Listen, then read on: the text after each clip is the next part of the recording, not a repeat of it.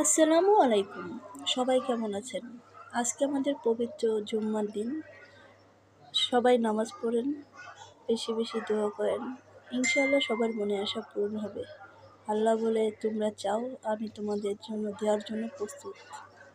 তো আমরা যত চাইবো ততই আল্লাহ দিবে।